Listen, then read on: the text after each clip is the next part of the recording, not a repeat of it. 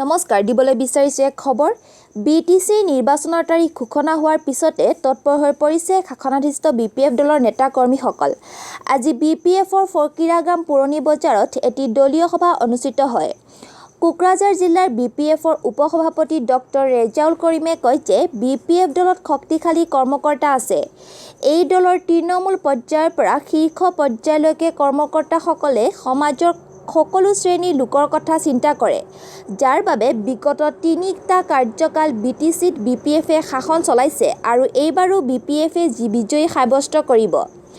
আজিৰ দিনত বিপিএফ দলক ফেৰ মাৰিব পৰা কোনো দলেই নাই। লগতে ইউপিপিএলৰ সভাপতি প্ৰমোদ বড়ো আৰু মন্ত্ৰী হিমন্ত বিশ্ব শৰ্মাক কঠোৰভাৱে সমালোচনা কৰে। কোকৰাঝাৰৰ পৰা কিশোৰ মিশ্ৰা ৰিপৰ্ট, ডিস্পুটো দিল্লী নিউজ, গুৱাহাটী।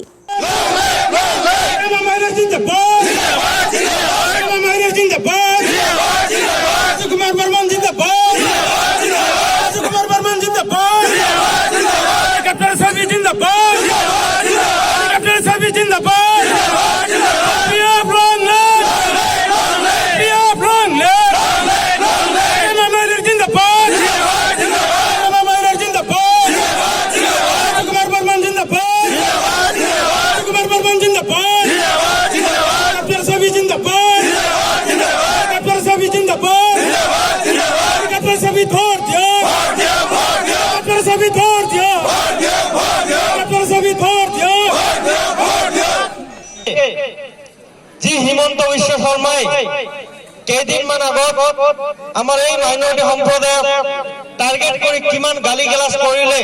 আমাৰ এই মাইনৰিটি সম্প্ৰদায়ৰ প্ৰত্যেকজন মানুহে আপোনালোকে ভালকৈ জানে।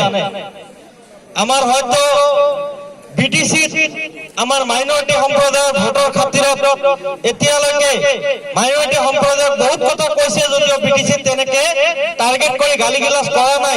আজি এই ৰাফিকুলৰ হত্যাকাণ্ডৰ কিন্তু দৰ জ্বলাইছে আমাৰ হিমন্ত বিশ্ব শৰ্মা ডাঙৰীয়া।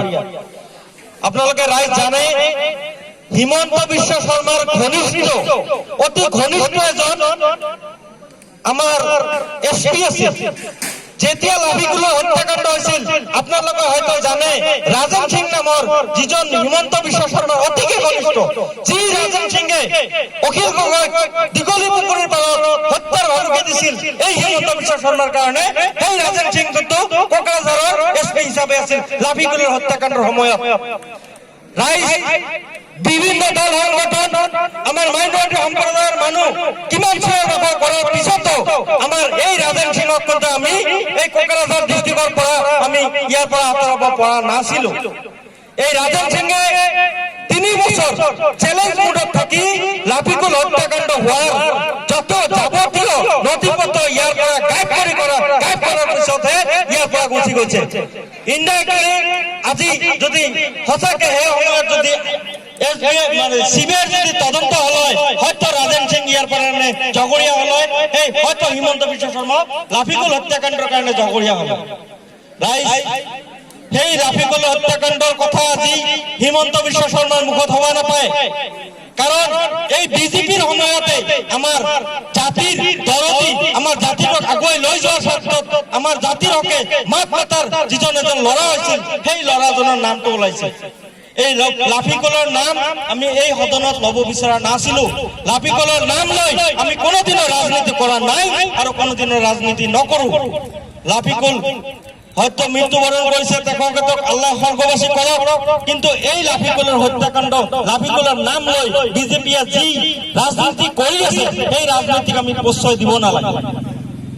ৰাইজ মই আৰু এটা কথা কম, আপোনালোকে জানে যে আমাৰ বিজেপি গভৰ্ণমেণ্টে